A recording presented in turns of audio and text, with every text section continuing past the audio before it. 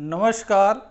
आज हम लोग स्वर संधि के क्रम को आगे बढ़ाते हुए पर रूप स्वर संधि का अध्ययन करेंगे, देखेंगे इसके सूत्र को और तत्पश्चात इसकी परिभाषा हम लोग परिभाषित करेंगे उसी सूत्र से और उदाहरणों को देखा जाएगा। आइए देखते हैं पर रूप स्वर संधि को। ये बहुत ही सहज है, बस केवल ये 1 मिनट में आप समझ जाएंगे इस संधि को, कुछ करना नहीं है इसमें। देखिए क्या है ये पर रूप। इसके पहले हम जो संधि लेकर के आए थे पूर्व रूप, उसमें क्या हम लोग करते थे, ए और ओ को पूर्व में सुरक्षित रख करके बाद वाले आ को अवग्रह कर देते थे। यानी अवग्रह के पहले अगर ए मिले या ओ मिले तो हम लोग बेझिझक क्या लगाएंगे, पूर्व रूप। यहाँ क्या करना है, यहाँ ए और ओ को पर में यानी पर वाले रूप को क्या कर लेना है, बाद वाले रूप को सुरक्षित। कैसे करेंगे ये सूत्र बताता है। कैसे, देखिए यहाँ ध्यान से, ये क्या है, एंग है, ऐसे है ये एंग। ठीक, एंग पे चर्चा हुई थी कई बार माहेश्वर सूत्र में। जब हम प्रत्याहार ढूंढेंगे एंग कहाँ है तो ध्यान से देखिए, ए और ओ इसके अंतर्गत आएंगे। ये अंग्या इति संज्ञक है, वो कट जाएगा, बचेगा क्या एंग में, ए और ओ।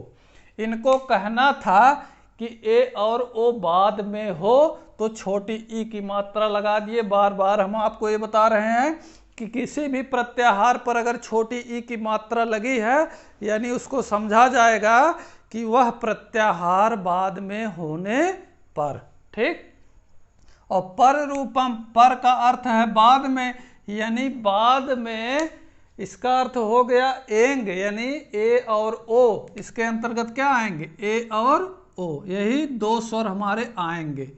अगर कह रहे हैं कि ए और ओ बाद में है, ठीक, तो इस बाद वाले रूप को हमको चाहे भी जैसे सुरक्षित रखना है, इसलिए इसका नाम क्या पड़ा, एंग पर रूपम। आपसे सूत्र पूछा जाएगा कि पर रूप का सूत्र क्या है या पूर्व रूप का सूत्र क्या है, तो इसमें देखिए पर रूपम लगा ही है तो इसको पर रूप से जो है संबंध बैठाइएगा, क्योंकि एंग पर रूपम कहने से ही उसमें पर रूप हमको मिल रहा है। तो ये पर रूप स्वर संधि का सूत्र है। और पूर्व रूप का क्या था, एंगः पदांतादति। तो ध्यान देना है दोनों संधियों को। ठीक, अब इसकी परिभाषा हम देखते हैं। परिभाषा देखिए यहाँ लिखी है साफ साफ, कहता है कि अकारांत उपसर्ग, अकारांत यानी आ के जो है, आ के आकार से जिसका अंत हो, आ के आकार से जिसका अंत, क्या अर्थात, यानी जिसमें लास्ट में बाद में किसी शब्द में पद में आ हो। अकारांत उपसर्ग, उपसर्ग आप जान ही रहे हैं 22 उपसर्ग संस्कृत के हैं, जिसमें से आपको 2 उपसर्ग प्रा और उप। तो ध्यान से देखिए, यहाँ जो है पा आधा है, रा पूरा है और रा में छोटा आ है। यहाँ उ और पा में देखिए, पा में छोटा आ है। तो यही ये कहना चाहता है कि अकारांत उपसर्ग जिसमें जिसका अंत जो है आ से हो, इसलिए इसको क्या कहना पड़ा, अकारांत उपसर्ग के बाद, इसके बाद यानी प्राय उप के बाद ए ओ यानी एंग हो, एंग हो, ए ओ से प्रारंभ होने वाली धातुएं या क्रियाएं, धातु या क्रिया, ठीक है, जिसमें ए या ओ से वो प्रारंभ हो तो आ के स्थान पर बाद वाला रूप सुरक्षित रख लिया जाएगा, अर्थात ए ओ आएगा। ठीक, अब इसको सहज ढंग से और समझिए। ये कहना चाह रहे हैं, ये 2 ही उदाहरण इसके मिलेंगे प्रा और उप से, क्योंकि इनमें जो है आ से, अकारांत से इनका अंत होता और कोई आपको उपसर्ग नहीं मिलेगा। ठीक, पहली बात तो कहते हैं कि अगर इसमें आ है तो आ के जगह क्या आ जाएगा, ए और ओ, बस इतने है ही इसमें और कुछ नहीं है। लेकिन वो धातु होनी चाहिए, कैसी धातु होनी चाहिए, क्रिया कैसी होनी चाहिए, जिसका आरंभ या प्रारंभ किससे हो, ए से हो या ओ से हो। ठीक, जैसे यहाँ आपको देखिए बॉक्स में हमने दिखाया है आ धन ए बराबर ए, आ धन ओ बराबर ओ, यानी आ का स्थान ओ ले रहा है और यहाँ जो है आ का स्थान कौन ले रहा है, ए। ठीक, अब यहाँ थोड़ा सा पेंच है, उसको समझ लीजिए। हम लोग पिछले वीडियो में वृद्धि संधि पढ़े थे, वृद्धि स्वर संधि, तो वहाँ आ धन ए बराबर ऐ और आ धन ओ बराबर औ होता था। ठीक, लेकिन यहाँ क्या है, यहाँ जो हमने लिखा, यहाँ ध्यान देना है कि ए ओ से प्रारंभ होने वाली कोई धातु, यानी वो धातु हो, क्रिया हो, यहाँ क्रिया या धातु की बात कही गई है, तब जाकर के ये आ की जगह ए स्थान लेगा। जैसे कहा गया, आप लोग लिख लीजिए इसका जो है उदाहरण एक दो जो बनते हैं, बस इसमें ज़्यादा उदाहरण नहीं बनेंगे।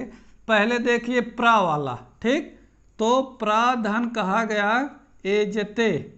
ठीक, प्राधन एजते, कंडीशन हमारी बन गई, यानी रा में आ है। ठीक, तो कह रहा है कि रा के स्थान पे क्या आएगा, अर्थात ए और ओ आएगा। तो यहाँ हमको ए मिला, एजते हमारा क्या है, धातु है, क्रिया है। ठीक, तो अब इसी ए को, इसका जो छद्म रूप है, जब ये व्यंजन के साथ जुड़ता है तो कैसे जुड़ता है, इसको बहुत चर्चा हो चुकी है, इस पे कुछ नहीं करना है। ये आ हट, यहाँ से आ जो है मान लिया जाएगा कि आ अब वहाँ से हट रहा है। जब संधिकार हो रहा है तो ये माना जाएगा कि अब आ यहाँ से हट रहा है। ये प्रश्न आपके मन में उठेगा कि सर जी जब इसमें आ है तो ए कैसे जुड़ेगा। ये स्वाभाविक है, ये साक्षात्कार में पूछा भी गया है कि जब इस प्रा में आ पहले से विद्यमान है तो ए कैसे जुड़ जाएगा, या प्रा में या उप में जब पहले से आ विद्यमान है तो ओ कैसे जुड़ जाएगा। ठीक, तो जवाब आपका होगा कि श्रीमान ये जो है एंग पर रूपम से बना हुआ है, ये कहता है कि अगर कोई धातु ए ओ से शुरू हो और उसके पहले अकारांत उपसर्ग यानी प्रा या उप हो, तो हम मान लेंगे कि वो आ हट रहा है वहाँ से और उसका स्थान कौन ले रहा है, कभी ए ले रहा है और कभी ओ ले रहा है। ठीक, तो आइए अब इसके उदाहरण पे देखते हैं। तो इसको कुछ नहीं करना है, बस ए इसमें जोड़ दीजिए, ऐसे जुड़ेगा, प्रेजते जो बचा उसको लिख दीजिए, पहला उदाहरण। और दूसरा है उपधन ओषति, उपधन ओषति। अब यहाँ भी वही कंडीशन है, इसमें आ है, हम इसको मान लेंगे कि ये हट रहा है आ, और आ के स्थान पे कौन आएगा, ओ, और ओ जब व्यंजन के साथ जुड़ता है तो उसको बताना नहीं कैसे जुड़ेगा, पा में ओ जोड़ेंगे तो ऐसे उपोषति। ठीक, यही दो उदाहरण आपसे पूछे जाएंगे। ठीक, ये कई बार पूछे भी गए हैं परीक्षाओं में, एक आध उदाहरण और इसके मिल जाते हैं, जैसे प्राधन एशयति। ठीक, उसको भी आप देख लीजिए, यहाँ जो है प्राधन एशयति, एशयति इस तरीके से। ठीक है, अब एशयति जो है ये हमारी धातु है, तो नंबर 1, नंबर 2 और नंबर 3, ये 3 उदाहरण जोड़ दीजिए, प्रा में ए जुड़ जाएगा, सीधे सीधे जो बचा उसको लिख दीजिए प्रेषयति। ठीक, ये इससे ज़्यादा आपको उदाहरण यहाँ से नहीं मिलने हैं, ये गिने गिनाए उदाहरण हैं।